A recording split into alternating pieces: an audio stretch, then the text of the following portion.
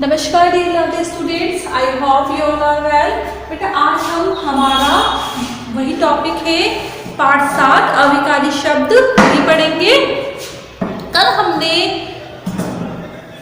अविकारी शब्द के बारे में पढ़ा था और जो इसके प्रकार हैं मैंने आपको बताए थे और क्रिया विशेषण के जो 4 वेद हैं वो मैंने आपको बताए थे। कालवाचक क्रिया विशेषण, स्थानवाचक, रीतिवाचक और परिमाणवाचक। ठीक है, आज हम अविकारी शब्द के लिए जो नेक्स्ट भेद है वो पढ़ेंगे।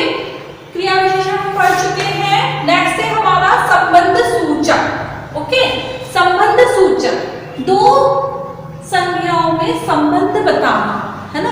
दो संज्ञाओं के बीच में जो संबंध बताते हैं वे संबंध सूचक कहलाते हैं, है ना। जैसे कि के लिए, के पीछे, के सामने, ये वाले शब्द जो है संबंध बताते हैं, है ना। जैसे कि हम कहेंगे मंदिर के पीछे स्कूल है ना।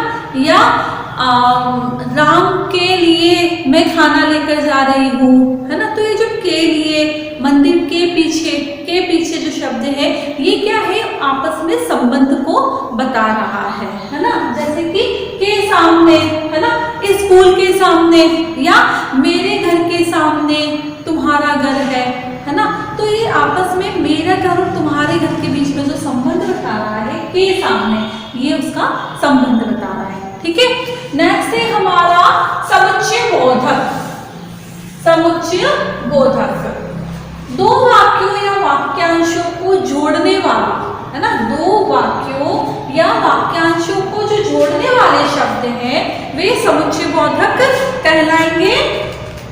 जैसे कि और, अथवा, इसलिए, है ना। जोड़ने वाले शब्द जो है वो समुच्चय बोधक कहलाएंगे। और, अथवा, इसलिए, क्योंकि, परंतु, है ना। जैसे कि अगर हम कहेंगे सीता, गीता, नीता, रोहन बाजार जा रहे हैं, तो ये शब्द क्या है, अधूरा सा लगता है ना। हम कहेंगे सीता, गीता और रोहन बाजार जा रहे हैं, तो ये कंप्लीट वर्ड है। तो ये जो और है ये क्या है, दो वाक्यांशों को जोड़ रहा है। सीता और गीता, है ना, दोनों को जोड़ रहा है। जैसे कि अथवा, इसलिए, है ना, मैं स्कूल नहीं गई इसलिए मेरा होमवर्क रह गया, है ना। तो ये इसलिए है, ये भी दो वाक्यांशों को जोड़ रहा है। मैं स्कूल नहीं गई और मेरा कार्य रह गया। ये जो दो वाक्य इनके बीच में ये जो इसलिए शब्द लगा है ये इन दोनों को जोड़ने का काम कर रहा है। क्योंकि, है ना, मेरे पेट में दर्द है क्योंकि मैंने खाना नहीं खाया, है ना। मेरे पेट में दर्द है, मैंने खाना नहीं खाया। इन दोनों वाक्यांशों को, ये जो दोनों सेंटेंसेस है इन्हें क्या जोड़ रहा है, क्योंकि इन्हें जोड़ रहा है ना। इसी तरीके से है परंतु, है ना। मैं जा रही हूं परंतु तुम मत आना, है ना। मैं जा रही हूं तुम मत आना, इन दोनों को कौन जोड़ रहा है, परंतु जो शब्द है वो इन दोनों को जोड़ रहा है। ऐसे और भी कई शब्द हैं, और, अथवा, इसलिए, क्योंकि, परंतु, इसके अलावा किंतु, बल्कि, ऐसे और भी बहुत सारे शब्द हैं जो दो वाक्यांशों या दो शब्दों को जोड़ने का काम करते हैं। ठीक है, इसी में नेक्स्ट हमारा हो गया विस्मयादि बोधक। ठीक है, विस्मय, शोक, घृणा, प्रसन्नता, डर और भी कई सारे ऐसे भाव हैं जिनको प्रकट करता है वो विस्मयादि बोधक शब्द कहलाएंगे। विस्मयादि बोधक में चिन्ह का होना भी जरूरी है। ये विस्मयादि बोधक का चिन्ह है। हम विस्मयादि बोधक शब्द लिखने के बाद इस चिन्ह का प्रयोग जरूर करेंगे। अगर हम ये चिन्ह नहीं लगाते हैं तो पूरा सेंटेंस गलत हो जाएगा, वो विस्मयादि बोधक का पूरा सेंटेंस नहीं होगा। जैसे कि वाह, शाबाश, अरे, उफ, है ना। जैसे कि प्रसन्नता दर्शा रहा है ना। हम कहेंगे अरे वाह आज तो पनीर की सब्जी बनी है ना।